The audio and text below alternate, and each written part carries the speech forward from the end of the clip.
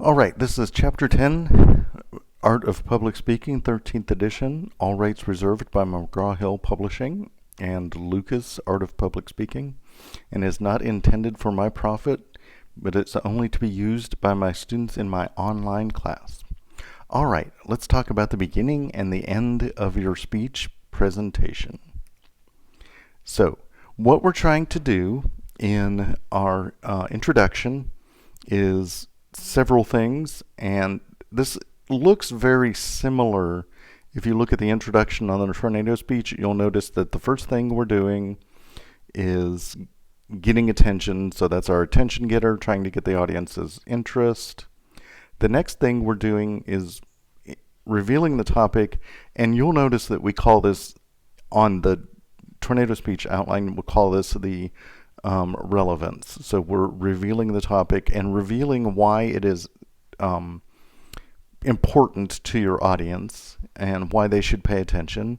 The next one is establishing your credibility, and so that's personal credibility. And like I've said before, this part doesn't have to be a fully laid out background check of all that you know, but you can just kind of tell people why you're interested in this topic and what kind of interest, what that interest has led to as far as you knowing more about it. So, and then finally we do what I call the thesis / preview, which basically tells your audience, these are the things I'm about to start talking to you about. So here's my 3 points that I'll be covering in the next 5 minutes. Some ways to get people's attention: relate the topic to the audience, let them know why it's important to them, state the importance. Why do we need to recycle? Why do we need to be concerned about puppy mills? Why do we need to do something about this? Startle them with a startle them with a statistic or a fact or something like that. You might arouse their curiosity. Did you know that there are only 4 states where such and such is legal? So that would, oh, no, I didn't know that. Tell me more about that.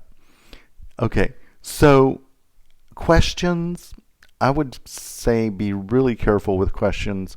Make sure that you don't use a closed-ended question that your audience could answer with the answer no. So what I mean by that is, have you ever wondered what it would be like to have a raccoon for a pet? Well, if half of your audience says no, then you have to find another way to capture them. So you don't want to ask them questions that they could potentially say no and just kind of tune out. You can begin with a quotation from someone. You can tell a story, and you can use visual aids to get your audience's attention. Now, credibility is the perception of your qualifications. And like I said, you don't have to have full credibility. So in order to speak on the topic of, say, Huntington's disease, you don't have to be a doctor who studies genetics to be able to be qualified to speak about it.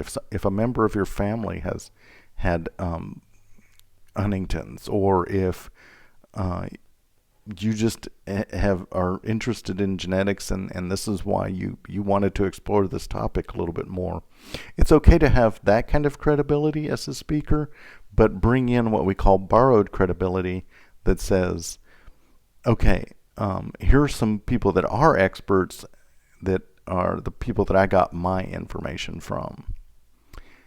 People want to know that you have their best interest in heart, and that's how you gain that ethos, or what we would call speaker credibility, because if people feel like you have their best interest at heart, they're going to listen. If they feel like you're just trying to change their mind because you want something from them, but there's no real benefit to them, then they're not going to trust you. Kind of like being a used car salesman at the worst. Your preview statement, again, identifies the main points of your speech, and I like to combine that with your thesis, so make it kind of a whole thing. Okay, so when you're preparing your intro,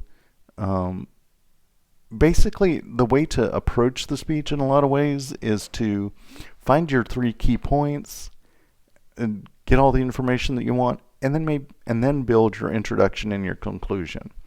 You want to try to be creative and like really capture your audience's attention in the introduction, because if you start out with something boring like my name is and I'm going to talk about then your audience isn't they're not going to be drawn into it.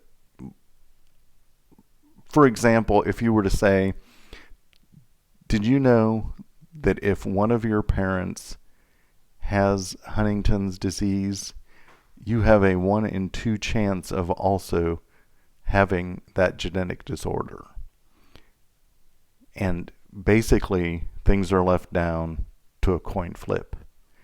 So that gets people's attention. That tells them, oh, this is something I want to hear more about. I didn't know that the likelihood was that high. Okay, your conclusion, you're signaling the end of the speech, you're reinforcing your central idea, so you're reviewing your thesis and your 3 main points. If you'll look at the tornado speech and you look at the framer, you'll notice that there's a signaling. In conclusion, finally, I have told you about these things, and I'm hoping that because of that, you'll now change your mind about how you understand the topic I spoke about. So those are important. And the conclusion should be about 30 to 45 seconds of your speech. There's also what we would call a crescendo ending, where you build to intensity to the ending of it, and then you end on a high note. There's a dissolving ending where the most of the emotion is at the beginning of the speech, and then you kind of let your audience kind of settle into how this affects them, or how this thing is interesting, or how this thing is valuable. So it's more kind of a fading into a dramatic final statement. So when you come to your conclusion, you're going to summarize your speech, maybe end with a quotation, make a dramatic statement, and then refer back to your intro. And that's what you're doing during kind of a review.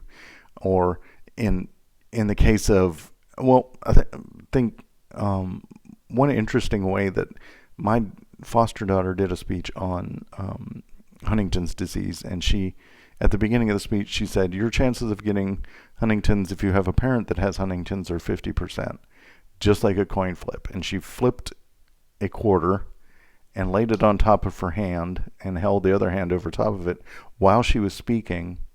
And then at the end of her speech said, if you're lucky like me, and she showed the quarter, she said, you don't end up with the disease, but it's all left to a 50-50 coin flip chance. So it kind of held the audience's attention and referred back to the beginning of the speech, and kind of reinforced the central idea of how much the likelihood of this genetic disorder is affecting people. When you're preparing your conclusion, look for good materials. Try to conclude with something strong, and not just kind of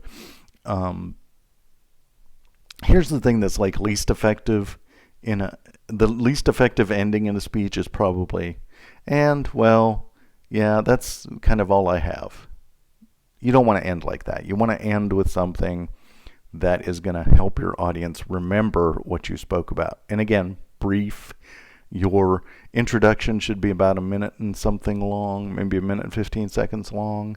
Your conclusion should be somewhere between 30 and 45 seconds. And work out your conclusion so that you don't end just kind of standing there looking at the audience, waiting for them to react. You should give them something to react to. All right. Well, that is chapter 10. And again, if you have any questions, please let me know, and I'll be glad to help you out. Thank you.